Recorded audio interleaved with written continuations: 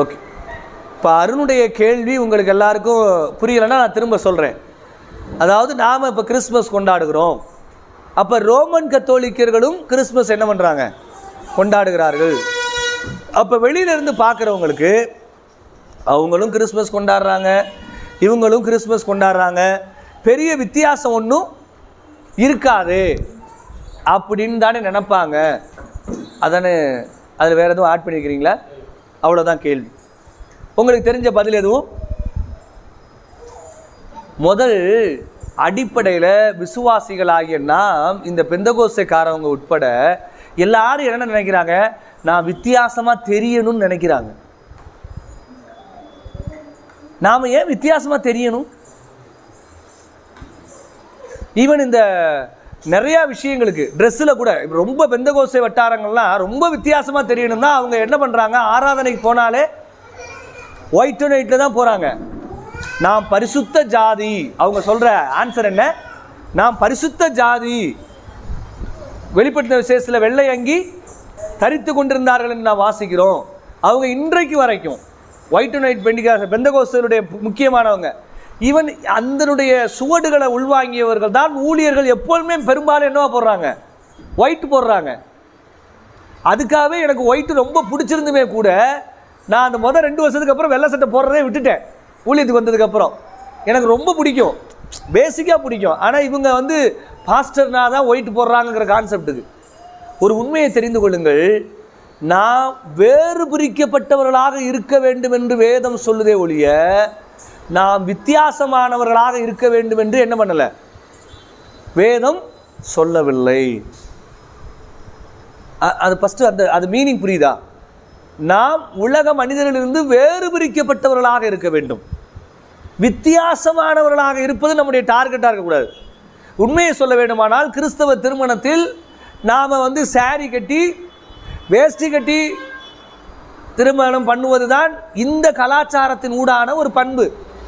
இப்போ சமாரிய பெண் இயேசு கிறிஸ்து தண்ணி கேட்க வரும்போது நீ யூதனா இருக்க அப்படின்னு சொன்னது எப்படி தெரிஞ்சதுன்னா, அவருடைய ட்ரெஸ் கோடு ஒரு கலாச்சாரத்தை என்ன பண்ணுகிறது, அடையாளப்படுத்துது. நீங்கள் அமெரிக்காவில் சாரி கட்டியிருந்தால் இவங்க இந்தியாவான்னு என்ன பண்ணுவாங்க, கேட்பாங்க. இப்போ நம்ம ஊரில் ஃபேண்டுங்கிறது அன்றாட ஒரு ட்ரெஸ்ஸாக மாறிட்டனால தான் கிறிஸ்தவ திருமணத்தில் பெண் வந்து சாரி கட்டியிருந்தாலுமே கூட ஆண்கள் என்ன பண்ணுறோம், ஃபேண்டு சட்டை போட்டுக்கிறோம், கொஞ்சம் ஹைஜீனிக்காக கோட்டு. ஆனால் அப்படியுமே கூட பாருங்கள், இன்னமும் கெவுன் போட்டு என்ன பண்ணுறாங்க, மணப்பெண் கெவுன்லாம் போடுறாங்க. பெரிய தப்பு இல்லை. ஆனால் நாம் என்னது, எல்லாவற்றையும் வேறுபடுத்தி காண்பிக்க வேண்டும் என்று நாம் வித்தியாசப்படுத்தி காண்பிக்க வேண்டுங்கிறது வேதத்தின் நோக்கம் அல்ல. என்னுடைய வாழ்வியல் முறையில் நான் வேறுபாடு உள்ளவனாக, வித்தியாசம் உள்ளவனாக இருக்கணும். ஆனால் அவனுக்கும் எனக்கும் எதுவுமே இல்லாத மாதிரி. அதான் பொதுவாக ஆர் ஸ்டான்லி இப்படி சொல்லுவார், அவன் செய்கிறான் ஆகவே நான் செய்யலைன்னு இருக்கக்கூடாது, அது தவறு ஆகவே நான் செய்யலை. அவன் தப்பாக செய்கிறான் அப்படிங்கிறதுக்காக நான் செய்யாமல் இருக்கக்கூடாது. அவன் தப்பாக செய்கிறத நான் என்னவா செய்யணும், சரியாக செய்யணும். மக்கள் பொதுவாகவே சில நேரங்களில் அந்த மாதிரியான ஒரு பழக்க வழக்கத்துக்குள்ளே வந்துடுறாங்க. எது, அவன் செய்கிறான் ஆகவே நான் என்ன மாட்டேன், செய்ய மாட்டேன்.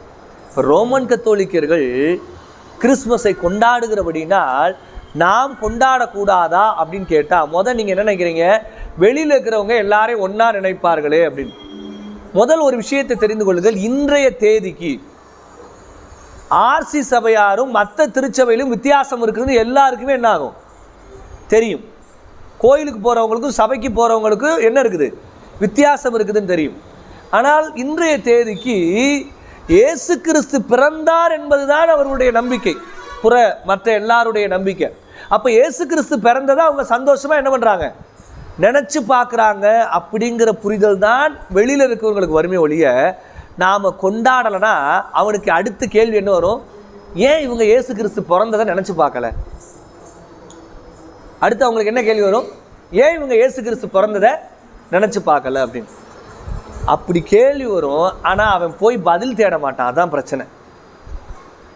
புரையின மனிதர்கள்ட்ட இப்போ நாமளும் 10 வருஷமாக கிறிஸ்மஸ் கொண்டாடாமல் இருந்தோம்.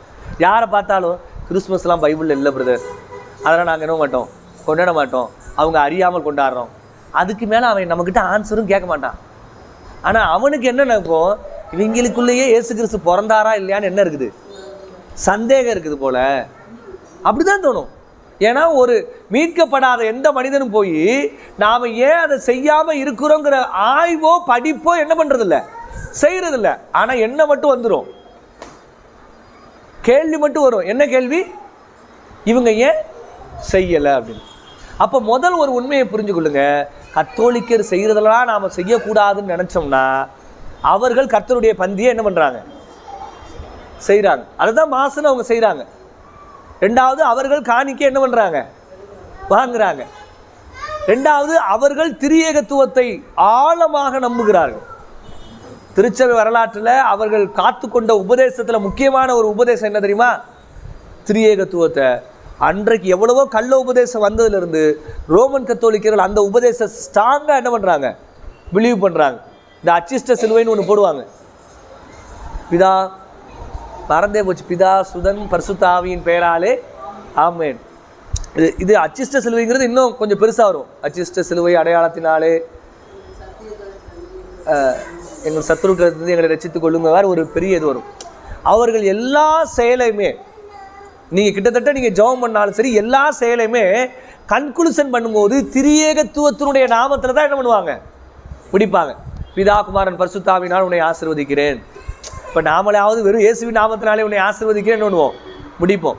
ஆனால் ரோமன் கத்தோலிக்கத்தில் இருக்கக்கூடிய ஒரு அந்த மெத்தட் என்னென்னா, இந்த பிளஸ்ஸிங் எல்லாமே அவங்க எங்கே கொண்டு வருவாங்க, இந்த திரியேகத்துவத்தை இணைத்து என்ன பண்ணுவாங்க, கொண்டு வருவாங்க.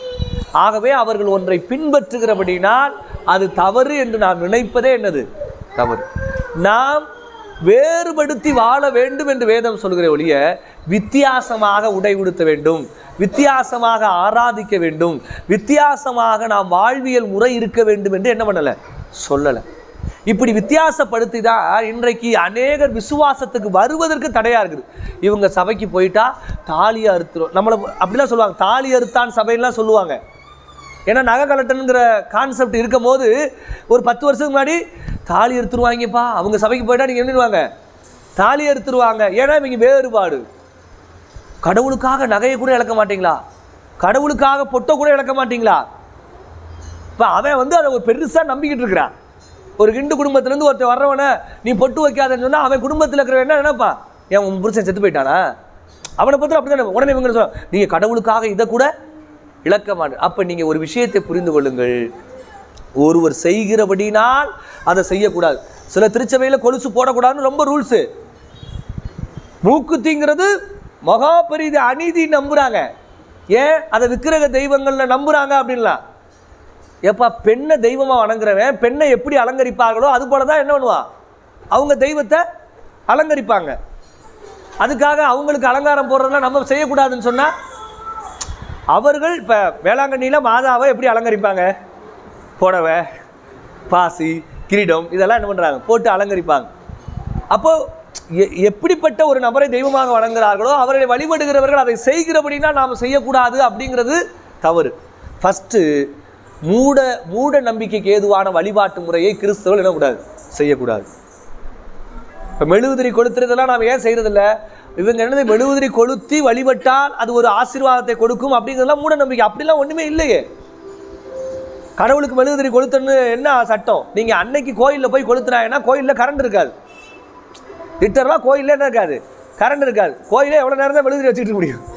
ஸோ போகிறவங்கெல்லாம் ஒரு மெழுகுதிரி வச்சுட்டு போனால், ஒரு விளக்கை ஏற்றுனா நீங்கள் அதுதான் லிட்டரலாக கோயிலுக்கு என்ன வேணும், வெளிச்சம் வேணும். அப்போ போகிறவங்கலாம் விளக்கோடு எண்ணெயோடு போனால் கோயிலில் என்ன இருக்கும், வெளிச்சம் இருக்கும். போகிறவெல்லாம் கொஞ்சம் போகிறவெல்லாம் ஒரு மெழுகுதிரி. இன்றைக்கி எதுக்கு தேவை, இன்றைக்கி அது என்னது தேவையில்லை. ஆனால் விளக்கு ஊற்றுனா அதை மெழுகுதிரி கொளுத்துனா நன்மை நடக்குன்னா அது மூட நம்பிக்கை. அதை ஒரு விசுவாசி சபையில் உட்காந்து மெழுகுதிரி கொளுத்தி நான் கடவுளை என்ன தேவையில்லை, வழிபட தேவையில்லை. வாசனை வர்றதுக்காக தாராளமாக ஊதுவத்தி கொளுத்தலாம். நாத்தம், வேர்வை நாத்தம், இந்த புகை நாத்தம் இதெல்லாம் இருக்கிறனால போடலாம். ரூம் ஸ்ப்ரேலாம் இப்போ அப்டேட்டாக வந்துன்னா வைக்கலாம். ஆனால் இதெல்லாம் கடவுள் நுகர்ந்து பார்ப்பதற்கு நாம் இதெல்லாம் என்ன தேவையில்லை, செய்ய வேண்டிய அவசியம் இல்லை.